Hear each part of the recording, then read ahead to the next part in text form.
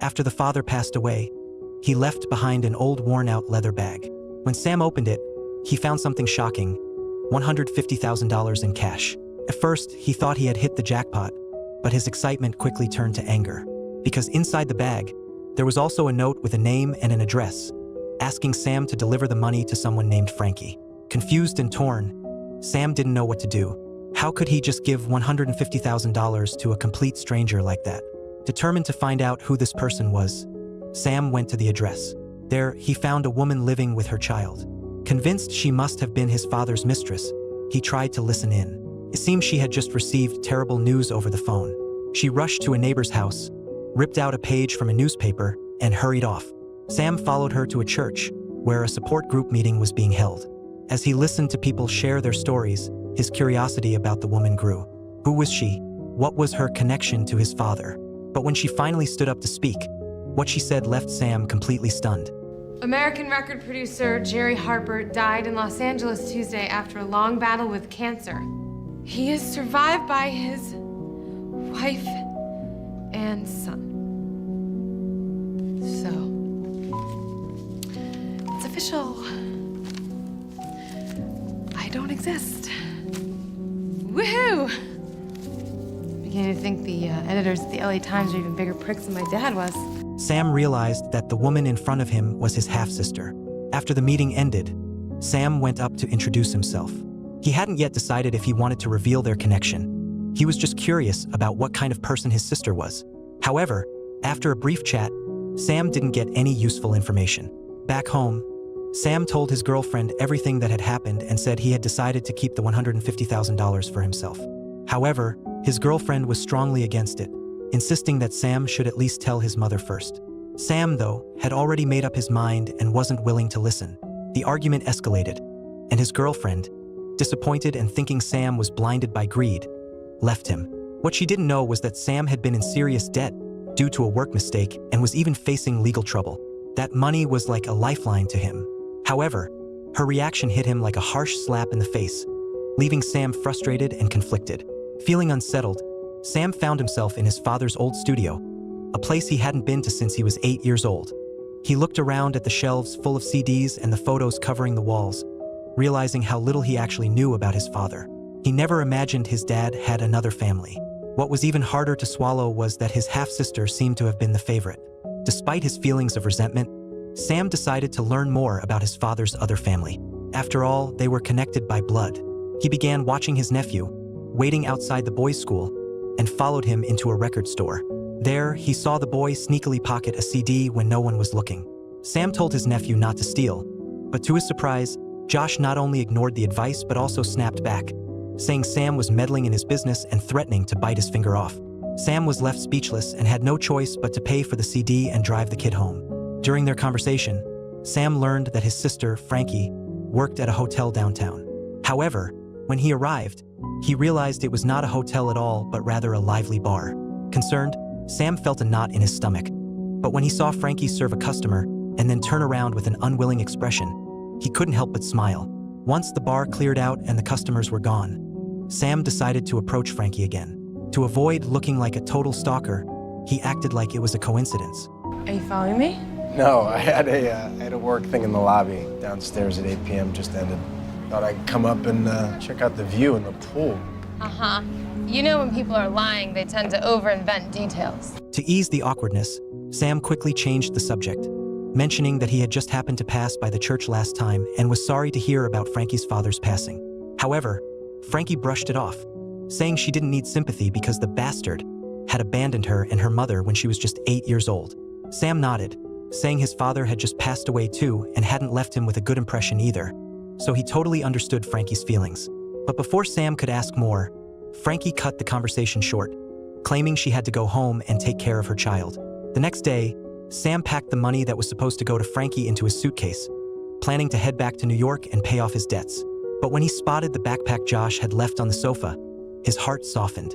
Meanwhile, Josh was causing trouble at school. He threw a piece of sodium into the pool, which caused an explosion and left a hole in the ground. The principal called Frankie in, ready to expel Josh. Despite Frankie pleading with the principal, she remained unmoved. But after thinking for a moment, she quickly came up with a clever argument. She blamed the school for letting students easily access sodium, pointing out that it was clearly a failure in management. If it weren't for Josh's quick reflexes, he could have been injured. She refrained from filing a complaint against the school, which she felt was already generous. The principal understood Frankie's implied threat and agreed to revoke Josh's expulsion, but with the condition that he must undergo psychological treatment. Unfortunately, Frankie's work schedule made it difficult for her to get him to appointments on time. She had to make excuses, explaining that it was because there were too many parents picking up their children. But Josh quickly blew her cover. No, it wasn't. Kinda was. Kinda wasn't. Can I talk to you alone for a second? Eventually, the therapist refused to provide any more treatment for them. That night, Frankie, feeling troubled after just leaving a support group, accidentally dropped her cigarette but into her bag. As she scrambled to dump everything out of her bag, Sam appeared in front of her again. But this time, he was there to say goodbye. Sam asked how she had been lately, and Frankie, seeming to find a release, spilled all her recent struggles. Hearing what Frankie was going through, Sam couldn't help but feel a pang of heartache. You seem like a really great person. And you know, I'm not a professional parent or whatever, but I'm pretty sure there's no such thing as a textbook mom. The kid's really lucky to have me. Bye, Frankie. Sam's sincere comfort finally allowed Frankie to lower her guard. She started sharing her past as if she were talking to an old friend she'd known for years. It turned out that Frankie had once been a heavy drinker, constantly caught between sobriety and hangovers. It was only when her son was born that everything changed. As a kid, she always wanted her father to care for her, but he remained cold and heartless, abandoning them for another family. Seizing the moment, Sam asked Frankie what she thought about this other family. But to his surprise, his sister said, I hated them. They got him. The next morning, Sam canceled his plans to return to New York. He lied, claiming there was a sudden change at work and that he needed to stay here a bit longer. Perhaps out of guilt or sympathy for his sister's situation, he took Frankie and Josh out for a seafood feast and accompanied them to watch a beautiful sunset. At that moment, Sam didn't realize that everything he was doing was stirring feelings of affection in Frankie for this stranger. That night, Sam couldn't sleep. The next day, he handed over the $150,000 left by his father to a lawyer, asking them to pass it on to Frankie. Afterward, he took Josh out to buy a ton of groceries, filling the fridge to the brim. However, when Frankie got home, she didn't seem happy. She had received a call from the lawyer about picking up her father's inheritance, but she didn't want to accept anything from the jerk who had abandoned her. Sam encouraged Frankie, telling her she could use the money to buy a house, get a degree, and change jobs. This wouldn't just be good for her, it would also greatly benefit Josh's future. But Frankie became wary at his words. She realized that Sam was getting closer to her family, even forgetting that he would eventually leave. The thought of how Josh would handle Sam's departure was too much for her to bear. What do you want here? You want me to tell you to stay? No. Is that what you're looking for? I said it. I would like you guys to be happy. That's it. That's all you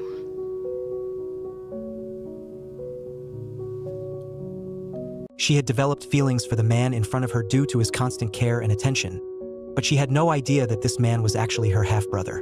When Frankie was 8, her father abandoned her and her mother, choosing another family. Before he passed away, her father left behind an inheritance of $150,000 for Frankie, which is how Sam found out about his half-sister. However, Sam hadn't revealed his true identity to Frankie yet, because he knew she resented him and his mother. But now, the situation was slowly spiraling out of control, and Sam realized he couldn't hide the truth much longer. He knew he'd have to come clean eventually. Just as Sam was struggling with how to tell Frankie the truth, he suddenly heard the sound of his mother falling. He rushed to the living room to check on her, but his mother insisted it was just a trip. However, Sam wasn't convinced. He checked her medical records and discovered she had been diagnosed with arteriosclerosis years ago, something she had kept secret from everyone. Even after Sam confronted her, she refused to undergo any surgery. With everything happening recently, Sam couldn't shake the feeling that all of their family's tragedies stemmed from his cold and unfaithful father. Seeing that your father is too dead to defend himself, you got me. Let's hear all about how bad you had it. He was a liar. Professionally. It's a lot to live down to. Under his mother's persistent questioning, Sam finally revealed the truth. However, when he mentioned his sister's name, his mother's extreme reaction made it clear that she had already known about her all along. Did you know? Answer me. Did you know? I don't know what you're talking about. Oh my God. He hid $150,000 and gave me instructions to give it to her. Stop it. He wanted us to meet. I don't want to hear this. He has a grandson. What did you do? What did you do? It's been lovely to see you, Sam. Maybe we'll do it again in another couple of years. Seeing how things had come to this, helpless Sam decided to leave and return to New York, where he still had to face the lawsuit his company had filed against him. Before leaving, he picked a few of his father's CDs to give to his nephew, Josh. However, when Josh found out, he didn't want Sam to go and asked him to spend more time together. Remembering what his sister had said, Sam decided not to give Josh any false hope. Enough with it. Enough, okay? Let's eat pizza, Sam. Let's play video games. I have real shit to deal with. I can't babysit you because you don't have any real friends. Just don't look at me like that. I have to go back to New York now. Will you tell Frankie that I'll call her when I get there? You tell her, douche. I'm not your fucking secretary. Despite this, Sam still decided to leave. He didn't want the misunderstanding between Frankie and Josh to deepen. Just as he was about to board his flight, Frankie called again. After their argument, Josh had been bullied by 2 students once more. But this time, instead of backing down, he grabbed a book and knocked one of the bullies to the ground. Frankie was on her way to the school and hoped Sam could come too. But when she learned he was already at the airport, she hung up the phone, disappointed. However, when she rushed to the school, she found that Sam was already there and had taken care of everything. Back home, as Sam looked at Josh lying in bed, it reminded him of his younger self. He tried to console Josh much like his father would have done. Slowly, Josh opened up and made peace with his mother and Sam. After putting Josh to bed, Frankie walked over and hugged Sam tightly. She had never felt such a strong desire to lean on someone before, but Sam gently pushed her away, knowing that if he didn't reveal the truth now, the misunderstanding would only worsen. I'm his son. Jerry, he's my father. He asked me to give you the money. I wanted to tell you. I should have told you. I was. Stop. Frankie, I'm so. Get out. I'm so Get out. sorry. Get out. Frankie. Get out. Get out! Out of my house! I'm going.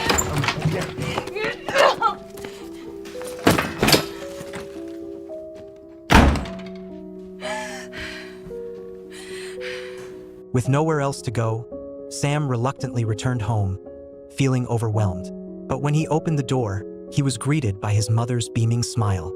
Knowing it was too late to return to the company, Sam decided to put his troubles aside and focus on taking his mother for the surgery she had been avoiding. That night, he gathered the courage to call his girlfriend. I also really wanted to tell you that If you're happy with your message, press 1. To delete this message, press 2. Sam had already given up hope, but on the day of the surgery, his girlfriend suddenly appeared in front of him. Finish your sentence. What's the other reason you were calling? Sam apologized for what he did before, and his girlfriend was relieved. She had always hoped that Sam would become the responsible and mature man he now was. Being a lawyer, she offered to help Sam resolve his company's lawsuit. Meanwhile, Sam's mother finally confessed everything from the past. She revealed that when she found out her husband had 2 families, she pressured him to make a choice. This led him to abandon Frankie and her mother, choosing Sam and his mother instead. It was cruel for Frankie, but everything Sam's mother did was out of a desire to protect her son. The real blame lay with Sam's father, who had created 2 families and left devastation in his wake. After the confession, Sam's mother handed him an old videotape. When Sam watched it, he was stunned by what he saw. He rushed to Frankie's place, but when he peeked through the window, he realized the house was empty. It turned out that Frankie had finally gone to the lawyer's office to collect the $150,000 inheritance, just as Sam had once advised. She had found a new home and decided to improve herself to give Josh a better future. One day, while Josh was playing with his phone, he stumbled across a video of him and Sam together. Watching the footage reminded him of the joy Sam had brought into his life.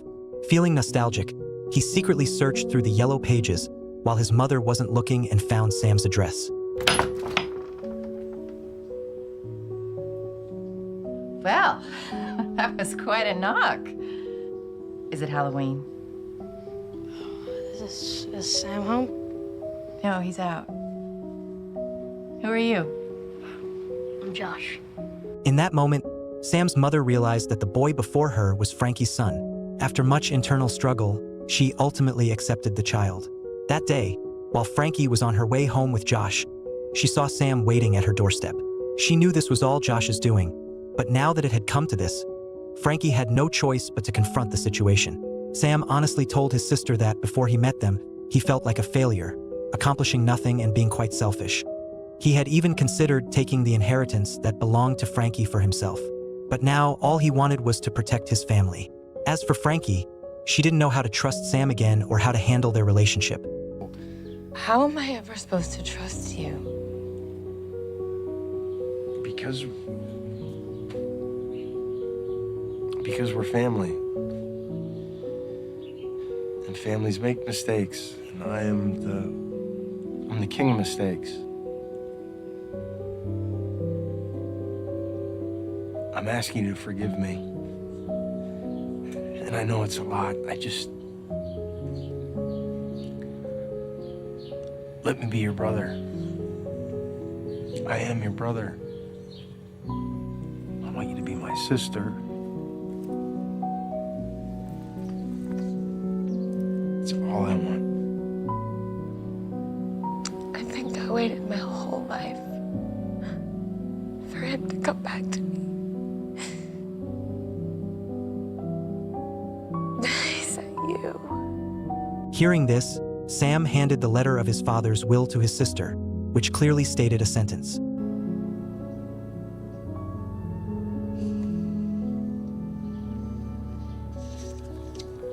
Then Sam played the videotape that his mother had given him.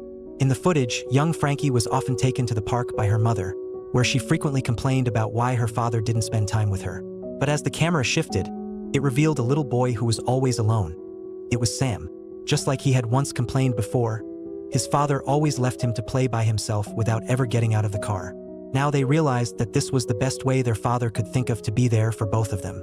The tape then showed a touching moment for Frankie. A childhood scene of Frankie and Sam playing together. At that time, the siblings didn't know each other's identities, but they were there for each other during their lonely childhoods. With that, this film comes to an end. People Like Us is a movie inspired by a true event. A mistake made by their father cast a shadow over both families for decades, particularly affecting the two children. Their father's betrayal led Frankie to struggle with her judgment of men, causing her to lose boundaries and succumb to alcoholism, ultimately not even knowing who Josh's father was. For Sam, his father was more of a concept. Although he had always been around because his father felt guilty toward Frankie, Sam never received the full paternal love he deserved.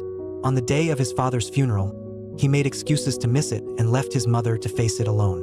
The reason these two children, both wounded by their father's love, were ultimately able to forgive each other was because of their love for Josh and their love for each other.